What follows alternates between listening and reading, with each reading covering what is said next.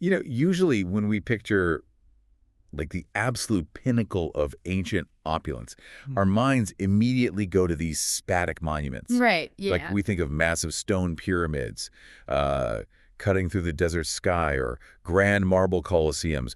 We think of architectural dominance. I mean, the heavy, unmoving footprint of an empire. Yeah, we totally tend to associate historical power with things that are literally carved in stone. Like we measure an ancient society's sophistication by the sheer tonnage of rocks they could, you know, stack on top of one another. Exactly. But I want you to picture a completely different kind of power today.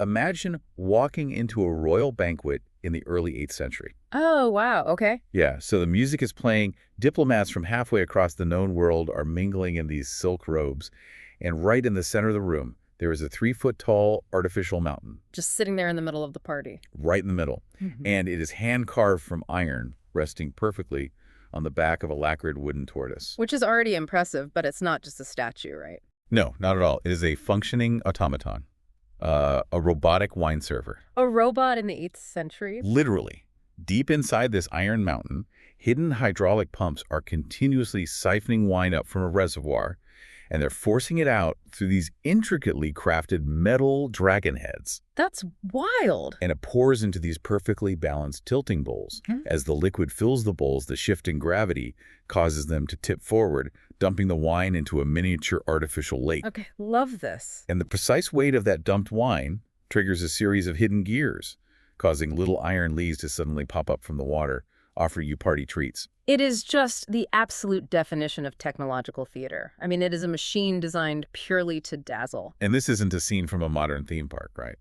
And it's not some steampunk fantasy novel. This is real life. Welcome to the Deep Dive Podcast. Today we are taking you directly into the heart of one of the most glittering, chaotic, and just technologically mind-blowing periods in human history, the Tang Dynasty of China, which ran from 618 to 907 AD. We have an immense amount of historical material to unpack today. And, well, our mission is to explore two massive interconnected questions. Right. First, how exactly did the Tang Dynasty build an engine of such unprecedented societal growth? Like, how did they manage an empire of up to 80 million people while simultaneously churning out paradigm-shifting innovations, like woodblock printing and complex clockwork mechanisms? And the second question is sort of the dark mirror to the first, which is what caused this seemingly invincible golden empire to spectacularly and violently collapse in on itself. Because as we work through this history, you'll see that the Tang Dynasty represents the ultimate historical case study. I mean, it shows us how superpowers can rise to unimaginable heights through brilliant structural innovation, but can entirely fall apart through the fatal flaw of, well, delegated authority. Yeah, we're going to explore a dynasty where an emperor was forced to flee his own capital in the dead of night, where a rebel general was so physically massive he crushed a horse to death. Which is still hard to wrap my head around. Right.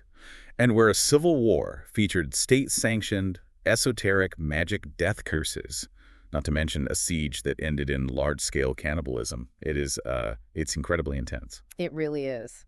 But while these events are deeply shocking, they aren't just isolated historical oddities.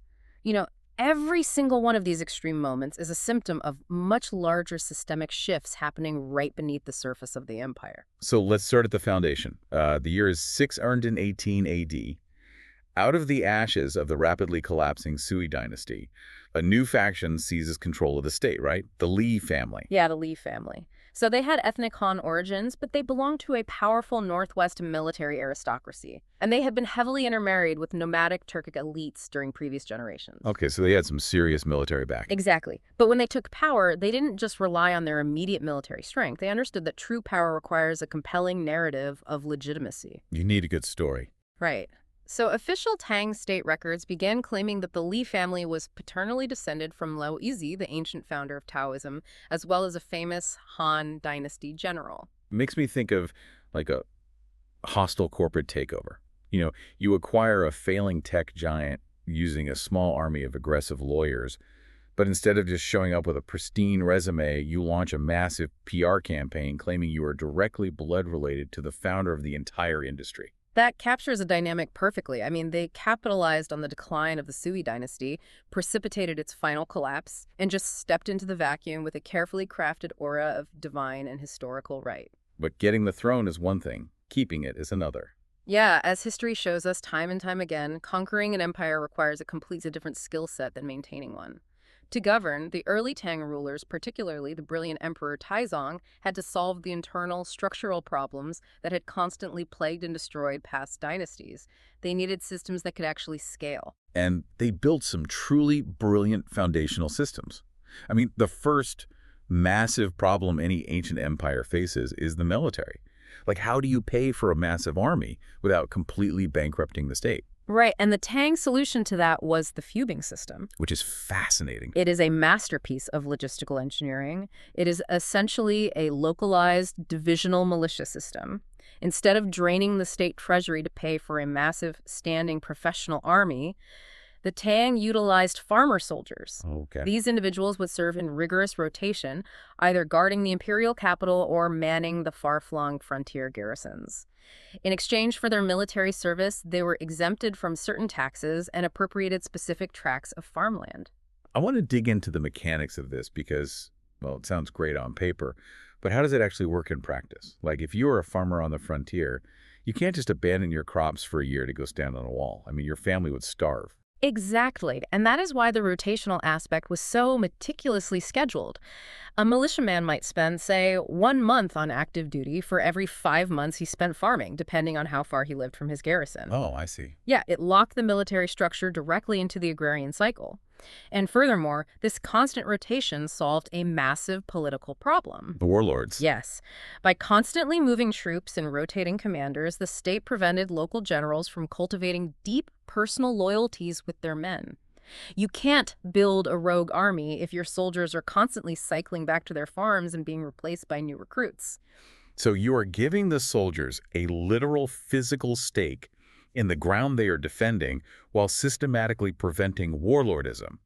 That's incredibly efficient. It really was. But that immediately raises another question for me, which is how do you manage all that land? Yeah. You can't just promise farmland to hundreds of thousands of soldiers if a few wealthy aristocrats already own the entire countryside. Right. Right. Which brings us to the second pillar of their societal engine, the equal field system. Now, this was a continuation of a practice from earlier dynasties, but the Tang scaled it to an unprecedented level. Okay, what was the core idea? The core concept is actually pretty radical. The ultimate ownership of the land does not belong to the individual, it resides permanently with the state. The state then allocates land to individual families based on their size, the number of able-bodied men, and their needs, but only for the duration of their working lives. Wait, I need to know how they actually pulled this off. It's one thing to say, the state owns all the land, but how do you track the family sizes and land allocations for tens of millions of people? Without computers. Right. Before computers, before spreadsheets, before modern telecommunications. The bureaucratic nightmare of just tracking who died and who turned 18 seems impossible. It was an astonishing feat of data collection. Basically, the Tang bureaucracy functioned as a massive, relentless census machine. Local magistrates at the county level were required to conduct rigorous, localized household registries every 3 years. Wow, every 3 years. Yeah, they recorded every single individual, verifying their age and status. When a man reached the age of adulthood, he was allocated a specific acreage. When he died or reached old age, a large portion of that land reverted back to the state to be redistributed to the next generation. That is wild. It required an army of clerks constantly updating bamboo and paper scrolls, calculating yields, and redrawing property lines. And when you look at the ripple effects of that system, it's staggering. It actively prevents a few ultra-wealthy families from just buying up all the prime real estate, hoarding it for centuries, and creating this massive, desperate underclass of landless peasants. Exactly. It broke the cycle of intergenerational agrarian monopolies. And the Tang backed this up with a highly sophisticated, unified legal code. Building upon the previous Sui laws, they issued a new penal and administrative code that was so elegantly structured, so logically consistent, it became the template for jurisprudence not just across subsequent Chinese dynasties, but for neighboring polities like Vietnam, Korea, and Japan. Now, I want to push back on something here. When we talk about this legal code, contemporary accounts point out that it mandated the equal division of inherited property among all legitimate heirs. Right. Completely doing away with primogeniture, the practice where the eldest son just gets everything. The standard narrative is that this was designed to promote equality. But was this genuinely a push for a meritocratic society? Or was this just the new Tang royal family changing the rules of the game to intentionally fracture the wealth of rival aristocratic houses so no one could ever challenge the throne? That is a really perceptive distinction, and the reality is that it was a strategic blend of both. It was an intentional political weapon disguised as egalitarian reform. Ah, clever. Very. By forcing large estates to be divided among multiple sons, the state ensured that within 3 or 4 generations, massive aristocratic landholdings would be reduced to a collection of modest farms.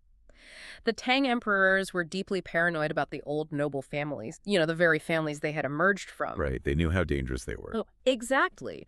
But while it started as a tactic to neutralize rivals, it triggered a genuine, gradual transformation from an aristocratic society based on bloodlines to a bureaucratic society based on administrative skill. And the ultimate engine of that shift was the expansion of the civil service examinations. The imperial exams.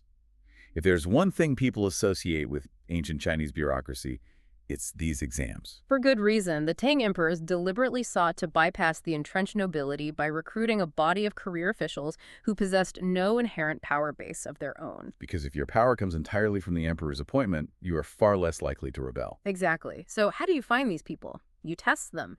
You test their knowledge of the Confucian classics, their capability in complex administrative drafting, their understanding of statecraft, and even their ability to compose poetry. Poetry. Yes, poetry was seen as a profound marker of intellectual refinement and emotional regulation. Man, try to imagine the psychological weight of this system.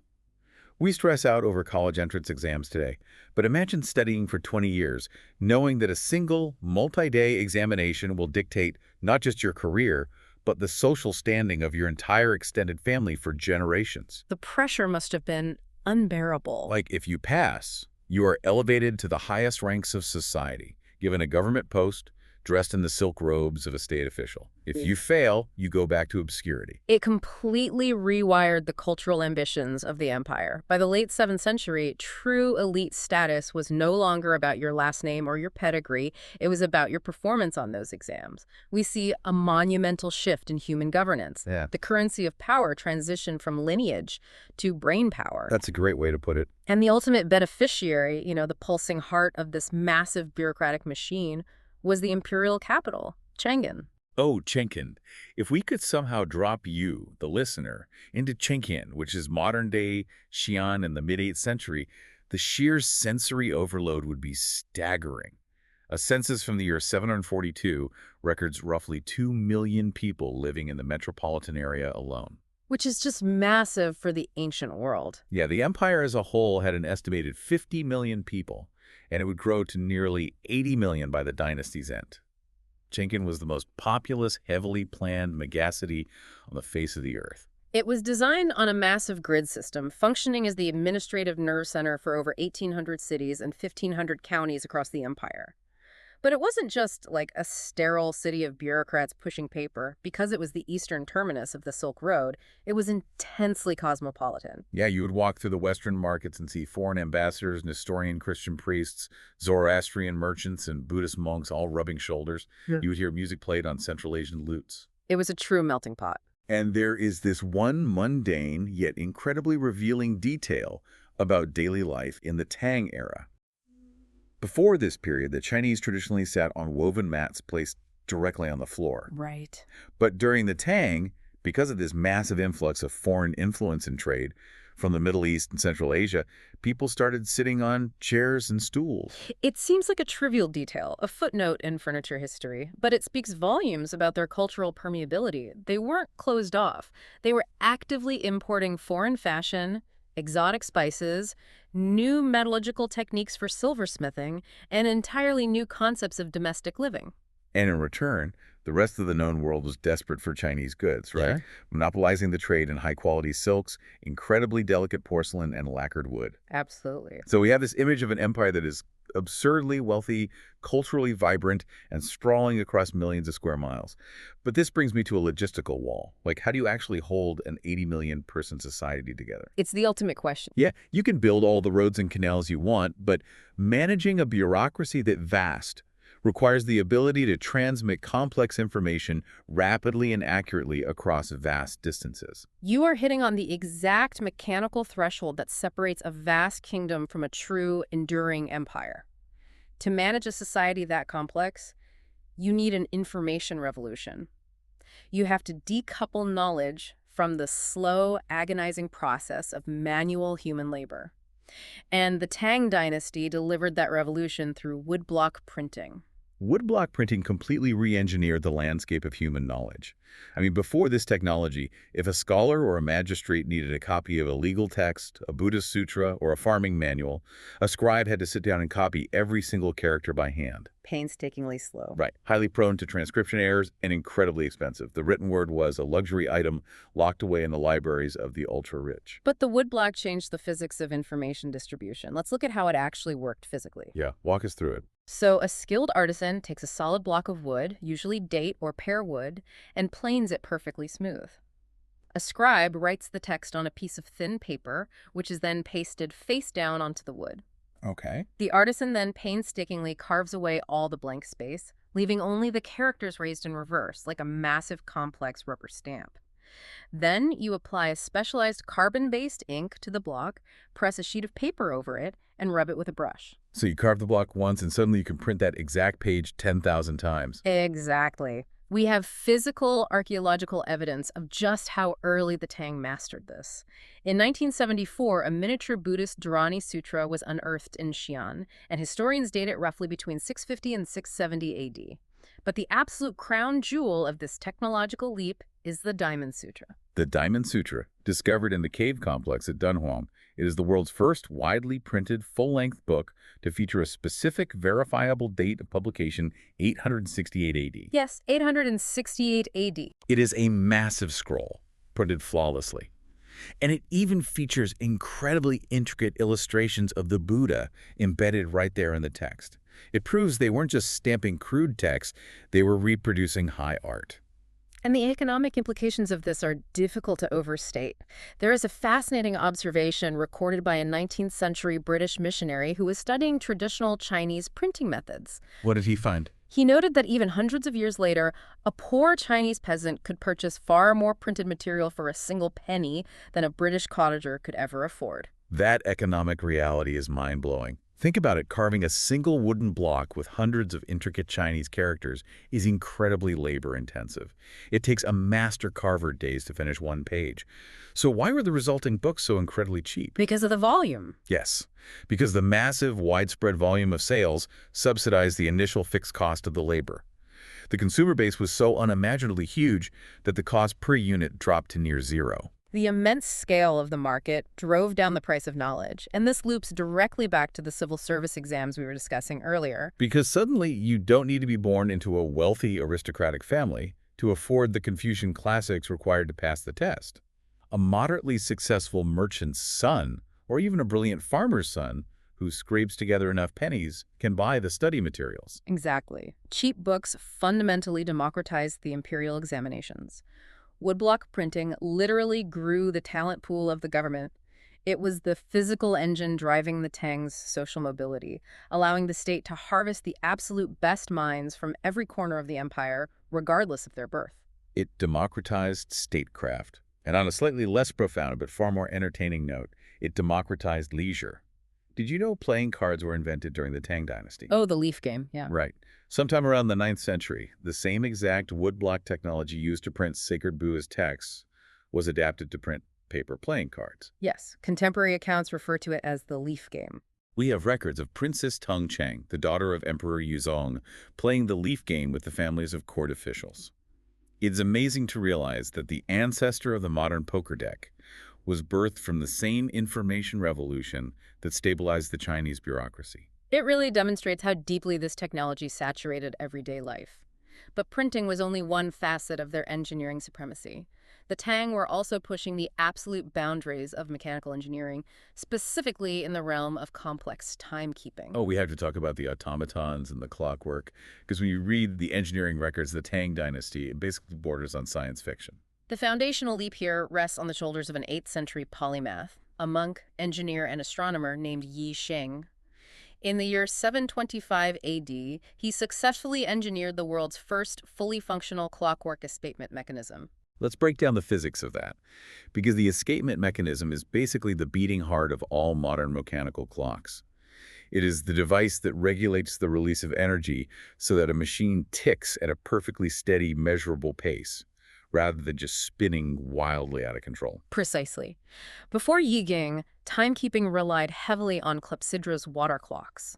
Water flows continuously from one bucket to another, and you measure the water level. But continuous flow is hard to calibrate into exact mechanical actions. Right, because it's just a steady stream. Exactly. So Yijing combined the continuous power of a water wheel with this new escapement mechanism. The escapement would catch and hold the turning wheel, and then, triggered by the precise weight of water filling small scoops on the wheel, it would release the gear to turn exactly one notch before catching it again. He translated the continuous flow of water into discrete, measurable ticks. That is brilliant. And he used this mechanism to drive a massive rotating armillary sphere that mapped the movement of the stars and planets in real time. But it wasn't just a silent astronomical model, was it? No, it was linked to a mechanically timed bell that struck automatically every single hour, and a drum that struck every quarter hour. He built a self-powered striking clock in 725 AD. Yes, he did. The intellectual achievement was so monumental, and the state was so proud of it, that students sitting for the Imperial Civil Service exams in the year 730 actually had to write a detailed essay analyzing this specific piece of state-of-the-art clockwork in order to pass. It's crazy to think about. Imagine showing up for your SATs, and there's a mandatory essay section requiring you to explain the physics of the Large Hadron Collider. Right.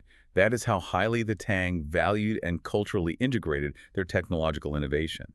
And this mechanical genius wasn't just reserved for serious state astronomy, it bled directly into high society entertainment. Which brings us fully back to the party trick of the century, the robotic wine server we described at the opening of our deep dive. The hydraulic artificial mountain on the tortoise back. Yeah. I cannot get over the engineering required for this. You have a civilization using hidden hydraulic pumps and gravity-fed tilting bowls to perfectly time the pouring of drinks, utilizing kinetic energy to trigger pop-up iron leaves. Put yourself in the shoes of a foreign diplomat from a kingdom that is still struggling to build basic masonry walls. It must have seemed like magic. You walk into the Tang court and you are handed a drink by an autonomous hydraulic robot? It was an act of psychological warfare disguised as hospitality. Oh, absolutely. It was a projection of absolute untouchable mastery over the physical world. It communicated a very clear message. We have so completely dominated the forces of nature, mathematics, and engineering that we use our state-of-the-art technology simply to amuse ourselves at dinner. And it wasn't a one-off novelty.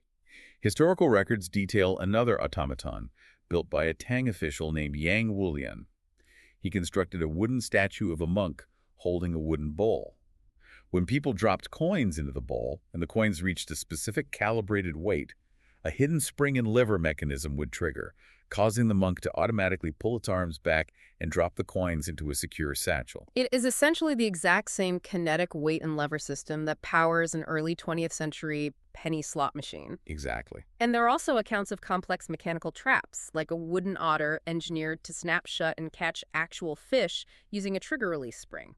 And beyond mechanical engineering, they were engaged in wild, almost industrialized chemical experimentation. They were developing formulas for dust-repelling creams, waterproof varnishes designed for the silk clothes of underwater divers, and highly durable fireproof cements. Their ability to harness natural resources was operating on an industrial scale, particularly in Sichuan province.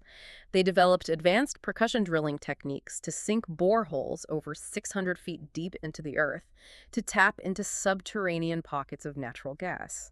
They called them firewells. And they didn't just burn the gas off. They engineered complex networks of bamboo pipelines, sealing the joints with clay and putty to transport this volatile natural gas miles across the landscape. The pipelines fed the gas into massive stoves, where it was ignited to continuously heat huge cast iron pans. They used this perpetual free energy source to aggressively boil down brine and extract salt, which was a massive state monopoly. So you have a society that is literally piping natural gas through bamboo infrastructure, disseminating knowledge through mass-produced printed books, governed by scholars who earn their positions through rigorous meritocratic exams, and amusing themselves with hydraulic robots. To anyone looking at the Tang dynasty in the early 8th century, they must have appeared completely invincible. They seem like they have reached the absolute apex of civilization. But, you know, you would think a society capable of engineering complex hydraulic clocks and managing a population of 80 million people would have an iron, flawless grip on its own borders. But the exact opposite happened. Sadly, The yes. sheer scale of their success birthed a vulnerability they completely failed to see coming. The very tools they utilized to relentlessly expand their empire created the structural cracks that would ultimately tear it to pieces. Which brings us to the tipping point. Let's talk about the Aleutian Rebellion. Right. To understand why this rebellion happened, you have to understand the inherent flaw in the Judushi system. As the Tang Empire pushed its borders further and further into Central Asia, constantly skirmishing with the formidable Tibetan Empire and various powerful Turkic khaganates, they ran into a terminal problem of distance and communication. The capital at Chang'an was simply too far away to effectively manage rapid frontier security. I mean, that makes sense. If a hostile army crosses the northern border, the local commander can't wait 3 weeks for a messenger to ride to Chang'an, get approval from the emperor, and ride back with tactical orders and funding. By the time the messenger returns, the border province is already ashes. Exactly. The speed of warfare outpaced the speed of imperial bureaucracy. So the Tang court's solution was to create regional military governors, known as judushi. To make these governors effective, the central government delegated massive sweeping powers to them. They were given the authority to raise their own taxes locally, administer civil justice, and command vast standing armies without needing daily oversight from the capital. It is like a massive global corporation realizing that the executives at headquarters can't possibly manage the day-to-day security of their overseas factories. So they outsource the entire security apparatus to a heavily armed, autonomous mercenary group. You give them all the weapons, all the funding, total control of the local operations, and you just sort of cross your fingers and assume they will forever stay loyal to the corporate brand. That's a perfect analogy. The Tang state essentially surrendered its monopoly on violence. They handed the keys of the military directly to regional warlords. And this structural danger was amplified by a severe case of complacency at the very top of the hierarchy. Ah, Emperor Xuanzang. Yes, Emperor Xuanzang reigned for 44 years. The early decades of his rule are widely celebrated as the absolute golden age of Tang prosperity. But as he grew older, surrounded by unimaginable wealth and security, he became detached. He lost interest in the grueling, tedious work of governance and became entirely consumed by court life, particularly his intense infatuation with his favorite concubine, Yang Guifei. And into this volatile mix of massive border armies and a distracted, complacent emperor enters our main antagonist, An Lushan. Let's look at who this man was, because his rise is fascinating. An Lushan was a formidable general of mixed Sogdian and Turkic descent. He wasn't a polished Han Chinese scholar who passed the exams. He was a brutal, highly effective frontier survivor. Through a combination of undeniable military success against northern tribes and aggressive, sycophantic political maneuvering at court, he became a massive favorite of Emperor Xuanzang. He knew how to play the game. He really did. More crucially, he won the absolute favor of the emperor's beloved concubine, Yang Guifei, who actually went so far as to legally adopt him as her son. Contemporary accounts paint an absurdly vivid picture of the sheer opulence and favor showered upon him. In the year 751, the emperor ordered the construction of a luxurious, custom-built mansion for An Lushan, right in the heart of Shan. It was furnished with unimaginable wealth, gold and silver vessels, rare tapestries. But the detail that stands out is that the emperor had a pair of custom couches built for him, each 10 feet long and 6 feet wide, intricately appliqued with rare imported sandalwood. The massive size of those couches was a practical necessity, actually. Historical records note a terrifying physical detail about An Lushan. He was incredibly obese. His physical mass was legendary. Yeah, contemporary military records actually claim he was so heavy that he famously crushed a horse to death just by trying to ride it. It's an unbelievable detail. And this is the man, this physically massive, politically manipulative frontier warlord, that the distracted emperor decides to trust with the defense of the most critical borders of the empire. Wait, Xuanzang was overseeing a golden age of peace and extreme wealth. Why on earth would he hand total border autonomy to a single general? Didn't anyone in the capital see the glaring risk? Well, the emperor saw An Lushan's lack of aristocratic Han Chinese pedigree as a virtue. He mistakenly believed that because An Lushan was a foreigner, he would have no natural political allies in the capital and would therefore be entirely dependent on the emperor's personal favor. That is a colossal misjudgment. It was a catastrophic miscalculation of human ambition. Xuanzang appointed An Lushan as the Jidushi of 3 separate northern garrisons simultaneously. He essentially handed him total control over the entire geographic region north of the lower Yellow River. And Lushan had a highly trained, battle-hardened army of roughly 164,000 troops at his absolute personal disposal. So you have a highly armed, completely autonomous general sitting on the border with an army loyal only to him. Meanwhile, the capital is asleep at the wheel. The emperor is distracted. There is vicious political infighting at court, spearheaded by Yang Guifei's powerful cousin, the Chancellor Yang Guzong. Right. And a string of recent natural disasters has left the common people restless and doubting the government's competence. It was a geopolitical powder keg. And on December 16th, 755, An Lushan finally lit the fuse. Claiming he had received a secret edict to march on the capital and remove the corrupt Chancellor Yang Guzong, An Lushan mobilized his massive army in Fenyang near modern-day Beijing and violently marched south. The An Lushan rebellion begins, and the speed of his advance is terrifying. The Tang military had grown soft, and Lushan captures the eastern imperial capital, Luoyang, in just over a month. He crushes the loyalist forces led by the Tang general Feng Chengqing and immediately declares himself the supreme emperor of a brand new regime, the Great Yan Dynasty. The sudden loss of Luoyang sent waves of absolute panic through the Tang court. His next logical target was the primary capital, Chang'an itself, but between Luoyang and Chang'an lay the Tongguan Pass. This was a highly defensible, incredibly narrow, mountainous choke point. The Tang had amassed highly trained, loyal troops there, under the command of a seasoned veteran named Geshu Han. Tactically, it should have been a brutal stalemate. The rebels should have bled themselves dry trying to breach those walls. It absolutely should have been a stalemate. But the toxicity of court intrigue doomed the empire. The chancellor, Yang Guzong, was intensely paranoid. He feared that the general holding the pass, Geshu Han, might turn his massive army around, march back to Chang'an, and stage a military coup against him. Yes. Through terrible military judgment and sheer political panic, the chancellor convinced the emperor to force Geshu Han to abandon his highly fortified, impregnable defensive positions and march out to attack An Lushan's veteran army on open, disadvantageous ground. It is a breathtakingly disastrous decision, driven entirely by political survival rather than military strategy. Utterly disastrous. General Geshu Han allegedly wept when he received the orders, knowing it was suicide. The Tang forces were absolutely annihilated on July 7, 756. Over 100,000 loyalist soldiers were killed or captured. The defensive line was shattered. The road to the megacity of Chang'an was completely wide open. This triggers one of the most dramatic, cinematic sequences recorded in Tang history, the flight of the emperor. Xuanzang realizes the city is going to fall and he is going to be slaughtered. Under the cover of darkness, he grabs his immediate court, his household, Chancellor Yang Guzong and his beloved Yang Guifei, and they flee west, desperately heading toward the rugged mountains of Sichuan. The journey was brutal. They were fleeing through the harsh terrain of the Qin Mountains. The imperial bodyguards, who were forced to abandon their own families in the doomed capital, were exhausted, starving, and boiling with fury.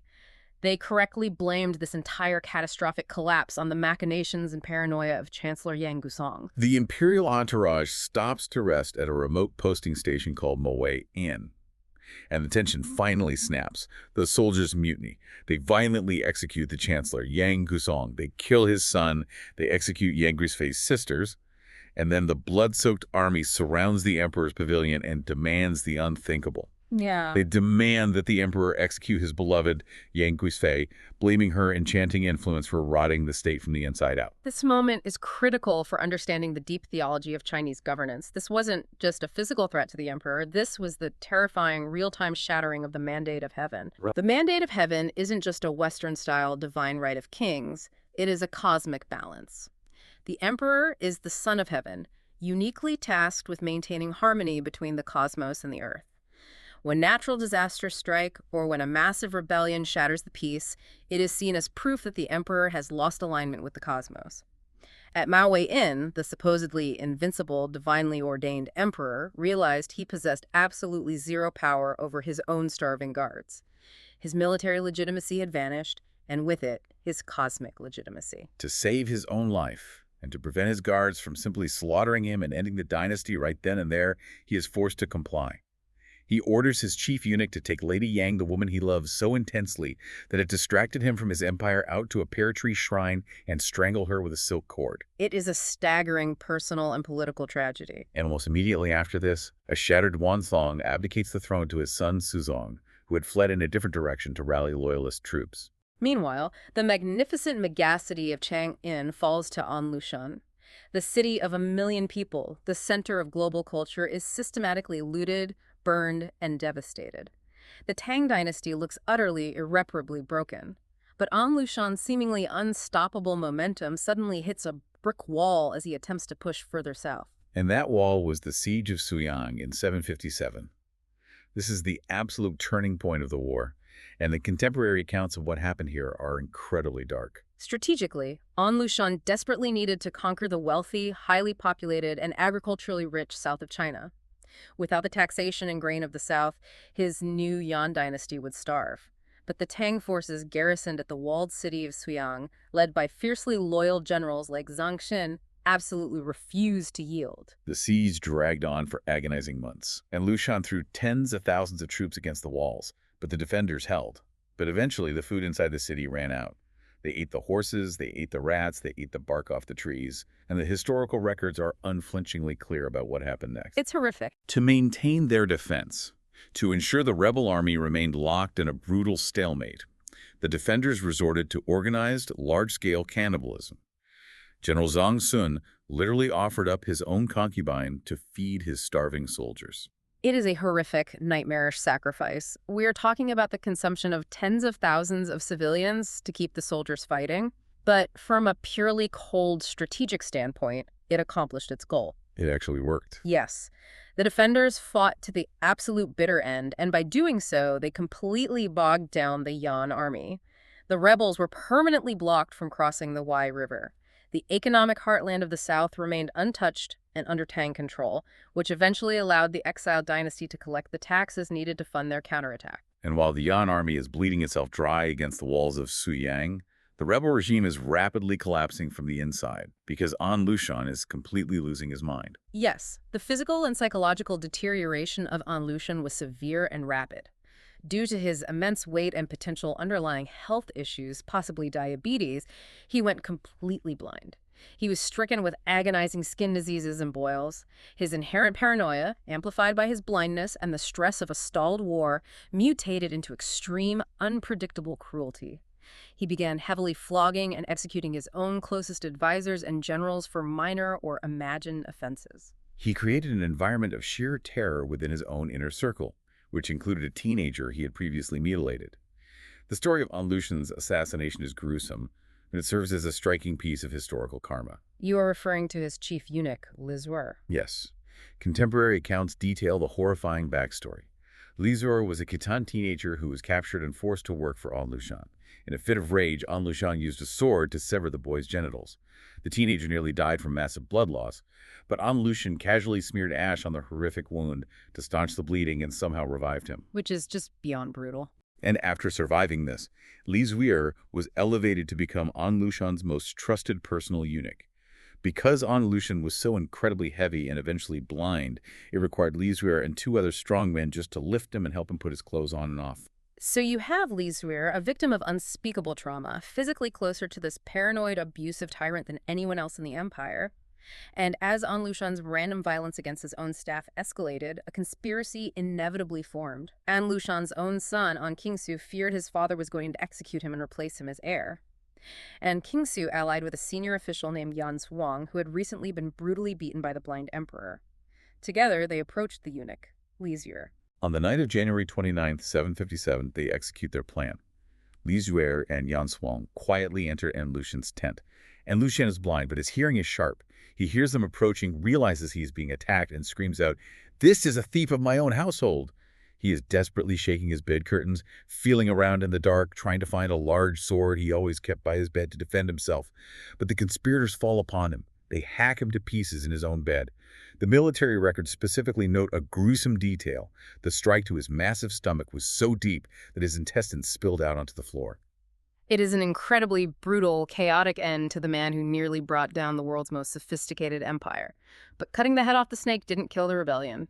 His son, and Kingsu, simply seized control of the rebel state, and the horrific civil war dragged on for another 6 agonizing years, finally ending in 763. So, An Lushan dies in 757, but the fighting grinds on, which raises a massive question. The Tang imperial army was shattered at Tongguan Pass. The capital was sacked. The emperor abdicated in disgrace. How on earth did the Tang dynasty actually claw their country back from the brink of total annihilation? By doing exactly what desperate empires have done throughout history when their own domestic forces are depleted, they bought salvation from foreigners. The new emperor, Sezong, recognized that the remnants of the Tang military were entirely insufficient to crush the rebellion. He initiated a massive campaign of diplomatic bribery and international alliances. They assembled an international mercenary squad. But who actually answered the call? While the Tang court struck deals across the Eurasian continent, they reached out to the Abbasid Caliphate, the massive Islamic empire expanding in the west, who dispatched roughly 3,000 Arab mercenaries to fight for the Tang. But far more crucially, the Tang allied themselves with the Uyghur Khaganate, a terrifyingly powerful nomadic confederation to the north. In exchange for massive payments of silk and the devastating right to freely loot the rebel-held Chinese cities once they were recaptured, the Uyghurs sent their elite heavy cavalry. It reminds me of the late Roman Empire, when Rome was so depleted of its own citizens willing to fight that they had to rely entirely on foederati barbarian mercenaries to defend their borders. It works in the short term to win a battle, but it completely saps the long-term central authority of the state. That is an excellent historical parallel. The Tang survived because the Uyghur cavalry and the Abbasid mercenaries provided the brute force necessary to finally break the back of the Yan rebel armies and recapture Luoyang and Chang'an. But military alliances weren't the only support they leaned on. The intense cosmopolitanism of the Tang era, the religious diversity we discussed earlier, became a crucial asset. Yes, the historical records highlight some incredibly unexpected allies fighting for the Tang throne, specifically Nestorian Christians and practitioners of esoteric Buddhism. The religious landscape of the 8th century was deeply complex. We have clear documentation of a Bactrian priest named Yisi, a high-ranking cleric in the Nestorian Church of the East. Yisi didn't just offer prayers, he actively functioned as a military commander, directly assisting the great Tang loyalist General Guozi in coordinating campaigns to crush the rebellion. A Christian priest actively leading military maneuvers to save the Chinese emperor in the 8th century.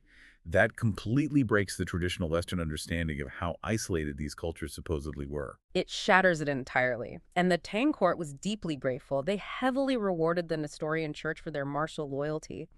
Archaeologists have found epitaphs of deeply integrated Christian families, Sogdian Christian women marrying Han Chinese men whose sons grew up to become powerful military officers and civil administrators. Their foreign faith and mixed ethnicity were absolutely no barrier to elite government service, precisely because they had proven their loyalty when the state was burning. Okay, that is fascinating, but I need to talk about the Buddhist monks, because the records mention a Vajrayana master named Amokavajra, and you're telling me he tried to literally, magically curse the rebel army to death. Did the imperial court actually sanction that? They didn't just sanction it, they relied on it heavily. Amokavajra was one of the most powerful masters of esoteric Buddhism in the world. When Chang'an was overrun by the rebels and the emperor fled, Amokavajra deliberately stayed behind, trapped in the occupied capital. He functioned as a high-level intelligence asset, secretly smuggling strategic military information out of the city to the exiled Tang crown prince. But his true value to the state was theological.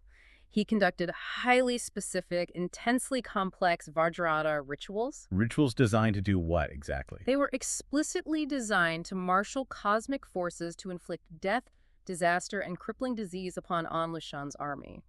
He invoked terrifying, wrathful deities, directing their destructive energy against the rebels. And the most vital part of this is that the Tang court absolutely believed it was working. When one of An Lushan's top generals suddenly dropped dead of an unknown illness, the Tang state officially credited Amokavajra's magical rituals for the assassination. So you have this surreal coalition. Arab mercenaries, elite Uyghur heavy cavalry, Nestorian Christian battlefield commanders, and esoteric Buddhist monks casting government-funded death curses, all fighting desperately to prop the Tang dynasty back up on its feet. And nominally, they succeeded. The rebellion was officially extinguished in 763. The emperor returned to Chang'an. The dynasty was saved. But if we pull back and look at the structural reality of the empire, the Tang dynasty that survived the Anlushan rebellion was fundamentally irreparably broken. Let's spend some time on this slow collapse, because the dynasty limps along for another 140 years after the rebellion ends, but it is effectively a zombie state. The permanent scars left by this civil war are staggering. The human and economic cost is almost impossible to comprehend. Decades of brutal warfare, combined with the resulting widespread famine, disease, and mass displacement of refugees, caused severe depopulation across northern China. Millions died. The intricate, meticulously maintained infrastructure of canals and roads that bound the empire together was largely reduced to ruins. And remember that brilliant, localized census system that made the equal field land distribution work. It completely disintegrated. I mean, the local magistrates couldn't track households anymore because the populations had either been slaughtered or had fled south. Precisely. And without the registry, the entire taxation system collapsed. The central government simply lost the administrative capacity to collect revenue from its own citizens. And territorially, the empire was violently amputated. When An Lushan rebelled, the Tang court panicked and ordered their elite frontier garrisons in the far west to abandon their posts and march east to save the capital. And nature abhors a vacuum. The withdrawal of those Western troops left the Tang's Central Asian territories completely defenseless. Following a devastating defeat by the Abbasid Caliphate at the Battle of Talis in 751, and the subsequent hemorrhaging of troops to fight on Lushan, the Tibetan Empire swept in. By the year 790, the Tang had permanently lost absolute control over the Tarim Basin and the vital western stretches of the Silk Road. The geopolitical reach of the empire was shattered. So they're vastly poorer, geographically smaller, their population is decimated, and their tax base is ruined. But here's the most ironic, tragic part of the entire aftermath. Did they at least fix the Jidushi problem? Did they rein in the outsourced autonomous warlords that caused this entire apocalyptic civil war in the first place? No, the problem metastasized. It became significantly worse. To finally end the dragging rebellion, the exhausted, bankrupt Tang court often resorted to simply pardoning the remaining Yan rebel generals. The emperor allowed them to keep control of their massive armies and their territories so long as they nominally publicly submitted to the Tang throne. These regional warlords essentially became untouchable independent kings. This era is known as the rise of the Fanzhen, the autonomous provinces. They completely stopped sending tax revenue back to the capital in Chang'an. They appointed their own successors without the emperor's approval. They essentially carved the empire up into a patchwork of independent military fiefdoms that only paid lip service to the emperor. The central authority was castrated. The emperor was reduced to a figurehead who controlled little more than the area immediately surrounding Chang'an.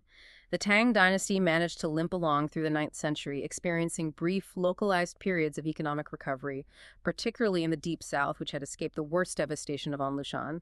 But the absolute grip of the central bureaucracy was gone forever. And that profound weakness set the stage for the final death blow. Because if surviving one catastrophic, empire-breaking rebellion wasn't enough, the crippled Tang state was about to face another.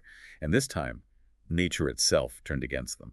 In the late 9th century, a series of severe climatic shifts triggered a catastrophic agricultural failure. In the year 873, a disastrous harvest swept across the empire, leading to horrific, widespread famine. Now, during the golden age of the early Tang, the government maintained a massive, highly efficient network of state granaries precisely to prevent this. They would release stored grain during droughts to stabilize food prices and keep the peasantry alive. But the 9th century Tang government, stripped of its tax revenue by the warlords and lacking the bureaucratic muscle of the equal field system, had empty granaries. They could do nothing. The people were left to starve in the streets. When the state fails to feed its people, it loses the final shred of its cosmic legitimacy. The starving peasantry looked at the impotent emperor and realized the Tang had truly irrevocably lost the mandate of heaven. And out of this widespread despair and starvation arose the Hongqiao Rebellion, which tore through the remnants of the empire from 874 to 884. Hongqiao was a native Han Chinese rebel, a man who had repeatedly failed the civil service exams and turned to illicit salt smuggling. And historically, his rebellion was arguably even more devastating than An Lushan's. Why? Because Hongqiao succeeded exactly where An Lushan had failed. His starving, highly mobile peasant army marched directly into the untouched, wealthy economic heartland of southern China. The sheer mobility of his destruction was unprecedented. Because the imperial infrastructure was already decaying, there was no coordinated military response to stop him. He moved like a plague of locusts. He marched south and besieged the massive southern port city of Guangzhou. The records of the sack of Guangzhou are chilling. This was a thriving hub of international maritime trade. When Huang Chao's army breached the walls, they didn't just loot the city, they committed a massive targeted massacre against the foreign merchant populations. Contemporary Arab and Persian accounts record that hundreds of thousands of Muslim Arabs, Persian Zoroastrians, Jews, and Christians were systematically slaughtered in the streets. He annihilated the economic engine of the south. And then he turned his army north and successfully sacked both Luoyang and the capital of Cheng'an. The destruction was absolute. One medieval historical source suggests that the Huangchao rebellion and the resulting famines resulted in the deaths of up to 8 million people.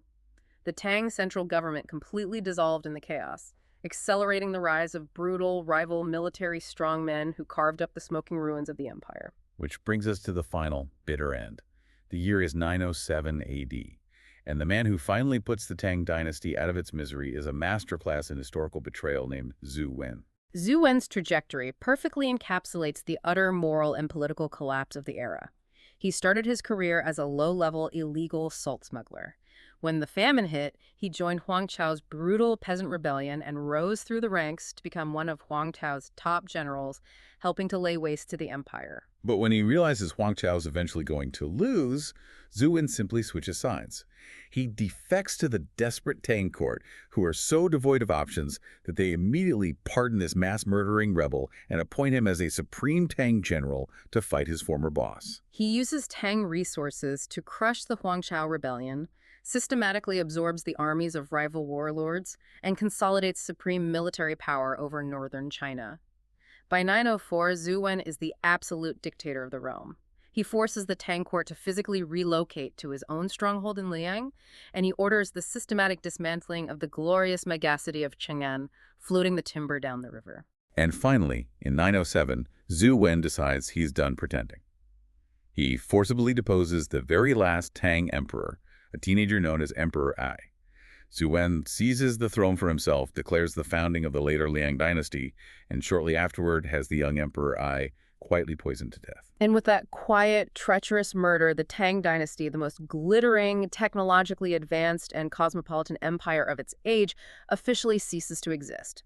China is immediately plunged into decades of chaotic fragmentation, a bloody era known as the Five Dynasties and 10 Kingdoms period. It is a profoundly dark, cynical end to an era that began with such soaring brilliance and systemic promise. So after this incredibly dense, wild ride through 300 years of innovation, absolute opulence, civil war, and collapse, what does this all mean for you, the listener? How do we synthesize the lessons of the Tang? The story of the Tang dynasty serves as a profound, timeless lesson on the precarious balance between technological innovation and structural integrity. It clearly demonstrates that brilliant technology, whether it is mass-producing knowledge through woodblock printing, engineering hydraulic marvels, or harnessing natural gas, can rapidly elevate a society, generate unimaginable wealth, and project massive power.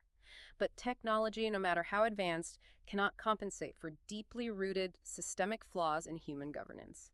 Delegating a state's monopoly on violence to regional military leaders, allowing the central authority to grow blinded by its own complacency, trusting an ambitious warlord with 160,000 troops on your border, these foundational structural cracks will ultimately tear the society apart. The tools of your success can never outrun the fatal flaws in your foundation. I think that is perfectly summarized. You cannot engineer your way out of bad governance. I want to leave you, our listener, with a final provocative thought to mull over. Think back to the woodblock printing we discussed. The Tang Empire completely crumbled. It dissolved into warring states. The magnificent palaces of Cheng'an were burned to the ground. The great hydraulic robotic wine servers were smashed and lost to time, and the political structure vanished. But the knowledge didn't die. Right, because it was everywhere. Exactly. Because books have become cheap, widespread, and deeply integrated into the culture across a massive geographic area, the subsequent dynasties, like the Song dynasty, didn't have to start over from scratch in the ashes. They started their rise from the Tang's highest technological ceiling. The state died, but the democratized data survived. So my question for you is this: look around at the world today. What vital information, what specific technological innovation is being permanently democratized right now? What is our modern equivalent of woodblock printing? The knowledge that is so deeply decentralized and widely distributed that it will survive and lay the foundation for the next era of human history, even if our current political and societal structures completely collapse. That is an excellent, slightly unsettling question to end on. It puts the permanence of our own technological legacy into perspective. Thank you so much for joining us and exploring the rise and fall of the Tang Dynasty. We deeply appreciate you taking the time to learn with us today. Keep questioning the systems around you, stay curious, and we will catch you on the next Deep Dive.